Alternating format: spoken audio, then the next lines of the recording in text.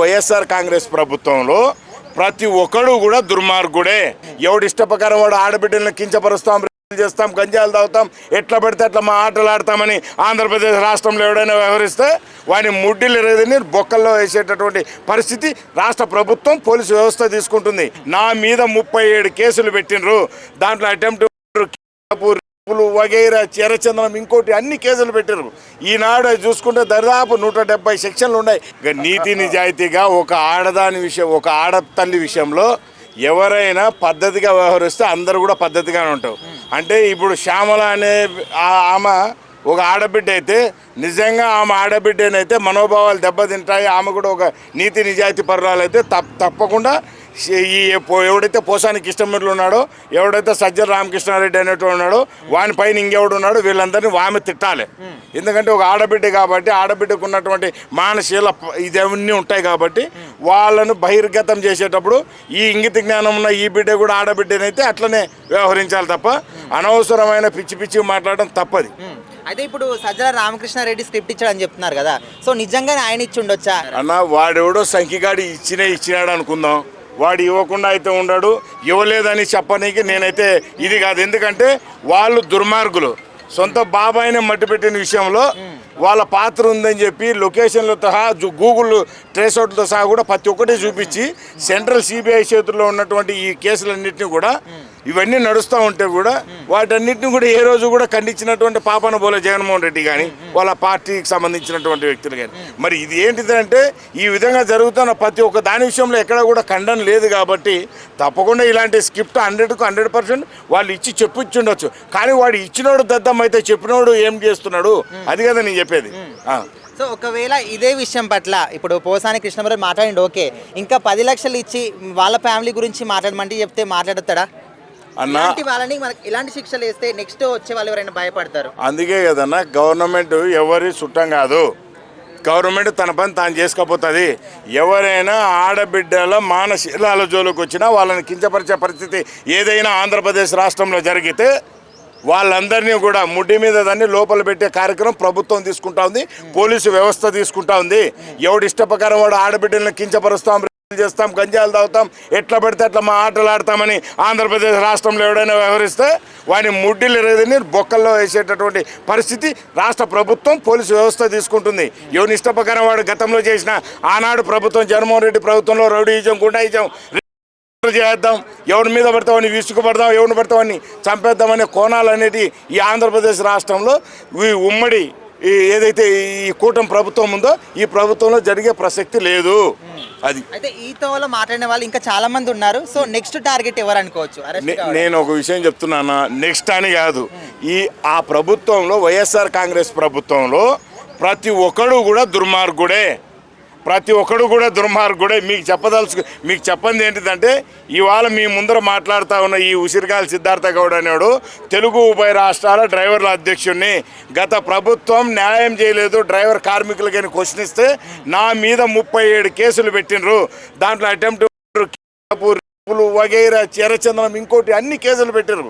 ఈనాడు చూసుకుంటే దాదాపు 170 సెక్షన్లు ఉన్నాయి. ఈ 37 కేసులలో సెక్షన్లు అన్నీ కూడా కంప్లీట్గా నేను కౌంట్ చేసుకుంటే దాదాపు 170 సెక్షన్ల వరకు ఉన్నాయి.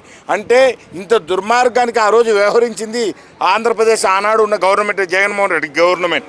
సో ఇప్పుడు పాలన పక్కన పెట్టి ఇలా అరెస్టులు చేసుకుంటూ పోవడాన్ని ఎలా చూడొచ్చు? పాలన జరుగుతుంది. మీకు తెలుసో లేదో మీ అందరికీ కూడా నేను బల్లగుద్దు చెప్తున్నా, సాక్ష్యం నేను నిరూపిస్తా. మీరు వస్తే అంటే మీకు ఎవడో ఏదో మాట్లాడతాను సంఖ్యాలని చెప్పి వాడో దొల్లుడు పుచ్చకాడు మాట్లాడుతున్నాడని కాదు, నేను మీకు సాక్ష్యం చూపిస్తా. ఏ రోడ్డుకైనా పోదాం, ఏ రోడ్డు దగ్గరికైనా పోదాం. 2019 నుంచి 2024 వరకు ఆ రోడ్డు పరిస్థితి ఏంది, నారా చంద్రబాబు నాయుడుకి ఎన్నికైన తర్వాత ఆ రోడ్డు పరిస్థితి ఏంటిది, నేను ఎవరైనా సవాలు విసురుతున్నా. ఈ సవాల్ స్వీకరించినోడు ముందుకు రావచ్చు. నేను ఆ రోడ్డు వ్యవహారం నేను చూపిస్తా. ఏ 6 పథకాలు బడ్జెట్ ఏమాత్రం ఇవ్వలేదు, చాలా తక్కువ బడ్జెట్ ఉంది, ఎలా నెరవేరుస్తారు సూపర్ 6 అంటున్నారు. నేనేమని చెప్తున్నా, ఆయన లెక్క మద్యం అమ్ముకోలే రాష్ట్ర ప్రభుత్వం. ప్రజలకు అందుబాటులో మద్యపానీయాన్ని అందుబాటులోకి తీసుకొచ్చినటువంటి ప్రభుత్వం. అదేవిధంగా గీత వృత్తిదారులు ఎవరైతే ఆ గీత కార్మికులు ఉన్నారో వాళ్ళందరికీ కూడా మీకు మీ వృత్తిదారు మీద అని చెప్పి 10% రిజర్వేషన్ కల్పిస్తూ అందరికీ కూడా ఇది ప్రభుత్వం చేతుల్లో కాదు మీ చేతుల్లో నడవాలని చెప్పి టెండరింగ్ విధానం తీసుకొచ్చి ఏదైతే ఈ విధంగా కోడ్ చేశారో ఈ విధంగా గవర్నమెంట్ ఆదాయం కూడా క్రియేట్ చేసుకునే పరిస్థితి వచ్చింది.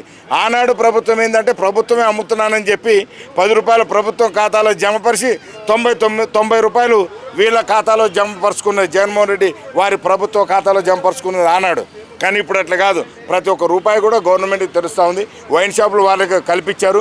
అదేవిధంగా ఈనాడు ఏదైతే ఆర్టీసీ బస్సులో వాళ్ళ ప్రభుత్వంలో జగన్మోహన్ రెడ్డి ప్రభుత్వంలో ఛార్జీలు పెంచారు, ఈనాడు మా ప్రభుత్వంలో ఇక్కడ ఉన్నటువంటి చంద్రబాబు నాయుడు గారి ప్రభుత్వంలో బస్సు ఫ్రీగా ఇస్తూ ఉన్నారు. దీపావళి నుంచి అమలు చేసే పరిస్థితి వస్తూ ఉంది. అదేవిధంగా ఆనాడు వాళ్ళు ఇచ్చింది 2250 రూపాయలు వాళ్ళు పింఛన్ ఇస్తే, వృద్ధా పింఛన్ ఇస్తే మరి ఇవాళ 4000 రూపాయలు ఇస్తూ ఉన్నారు తెలుగుదేశం కూటమి ప్రభుత్వంలో. మరి ఇది అమలు చేసినట్టు కాదా? సూపర్ 6 పథకం కాదా? అదే గ్యాస్ కూడా 3 సిలిండర్ ఏడాదికి ప్రతి ఒక్క అక్క చెల్లెమ్మకు చేరే విధంగా రాష్ట్ర ప్రభుత్వం చర్య తీసుకుంటా ఉంది. ఆంధ్రప్రదేశ్ రాష్ట్ర ప్రభుత్వం ఇది సూపర్ 6లో ఉంది కదా. ఇక నేనేం చెప్తున్నా అంటే లోకమంతా వాడు దుర్మార్గతనం దోషేసి రాష్ట్ర బడ్జెట్లో ఖజానాన్ని లూటీ చేసేసిన దుర్మార్గులకు ఎట్లా అనిపిస్తూ ఉంటుందంటే అదే విధంగా ఉంటుంది తప్ప వేరే వాళ్ళ పరిపాలనలో గొప్పగా పరిపాలన జరుగుతూ ఉంది ప్రజల పక్షాన. ఆ పరిపాలన చూసి ఓర్వలేక ఇవన్నీ మాట్లాడుతుంటారు. మామూలు పిల్లి చేస్తారని చేస్తూ ఉంటారు మామూలు. సో వైసీపీ బడ్జెట్ ఎప్పుడైతే ప్రవేశపెట్టారో వైసీపీ వాళ్ళందరూ ప్రెస్ మీట్లు పెట్టి రోజా అయితే ఏంటి, మన తిరుపతి మాజీ ఎంపీ గురుమూర్తి అయితే ఏంటి, అందరూ వచ్చి పబ్లిక్ మీటింగ్. నేనేం మాట్లాడుతూ ఉన్నాను, వీళ్ళందరూ కూడా ఇప్పుడు ఏం మాట్లాడుతూ ఉన్నారో మైకుల ముందరకు వచ్చి 11 సీట్లు వచ్చిన రోజున మరి ఆ రోజు ఎందుకు మాట్లాడతలేరు? మీకు 11 ఎందుకు? 151 సీటు అత్యంత భారీ మెజార్టీతో ఆనాడు వైఎస్ఆర్ కాంగ్రెస్ పార్టీ 2019లో ఎన్నికయ్యే నాటికి ఈ ఇండియాలో ఏ రాష్ట్రంలో కూడా ఒక కొత్తగా పెట్టిన పార్టీ 151 సీటు వన్ సైడ్ భారీ మెజార్టీ రాలే.